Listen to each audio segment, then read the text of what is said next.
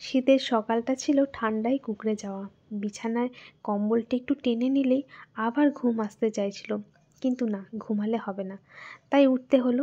উঠে পড়লাম, বিছানাটা গুটিয়ে রাখলাম, ঝাঁটা হাতে ঘর পরিষ্কার করতে শুরু করলাম।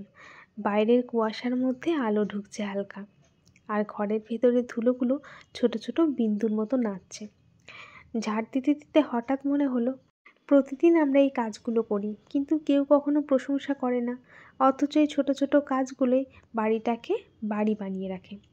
প্রতিদিনের ধুলো ঝেড়ে ফেললেই যেমন ঘরটা নতুন লাগে, তেমনি জীবনেরও অনেক ভার, অনেক কষ্ট এইভাবে একটু একটু করে সরিয়ে ফেলতে হয়। প্রতিদিন ঘর পরিষ্কার করতে করতে মনে পড়ে, জীবনও আসলে একটা ঘরের মতো।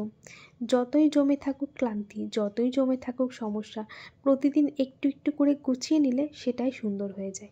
জীবন বড় কিছু দিয়ে বদলায় না, বদলায় আমাদের ছোট ছোট কাজে, ছোট ছোট অভ্যাসের মধ্যে দিয়ে। নমস্কার বন্ধুরা, কেমন আছেন সবাই? আশা করছি ভালো আছেন। আরও একটা নতুন ভিডিওতে আপনাদের সবাইকে স্বাগত।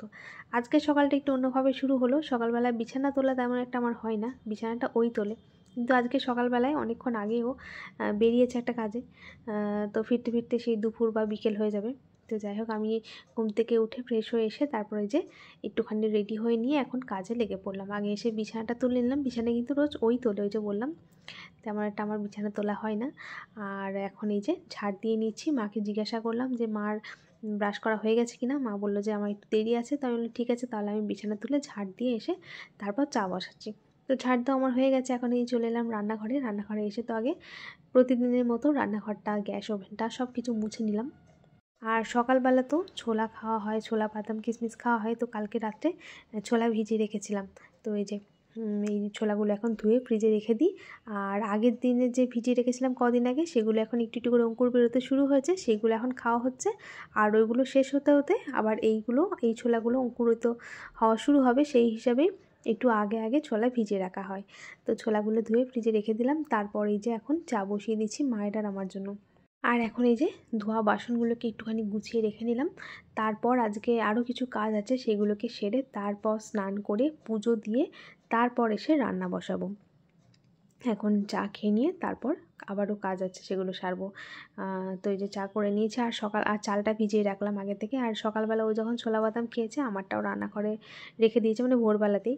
তো আমার তো আজকে আর খাওয়া হয়নি, আগে চা খেয়ে নিলাম, তারপর ওটা পরে খাবার। কালকে যে মোমো বানিয়েছিলাম, সেই মোমোটা মিঠিয়ে ওর মতো করে একটু সস টস দিয়ে গরম করে নিয়েছে, মানে একটু ভাজা ভাজা করে নিয়েছে। ওটাও টিফিনে খাবে, নিজেই করে নিয়েছিল। আর এখন আমি স্নান করে পুজো দেওয়া হয়ে গেছে, জামাকাপড় ছাদে মিলেছিলাম সেগুলো শুকিয়ে গেছে। আর মায়েরও স্নান হয়ে গেছে, তাই মিঠিকে বললাম ঠাম্মির কাপড়গুলো এনে দে, আমি এখন মিলে দিয়ে তারপর যাব। তো এই যে এখন রান্নাঘরে চলে এসেছি, এখন টিফিন খাবো। আর এদিকে এই যে রান্না বসাচ্ছি।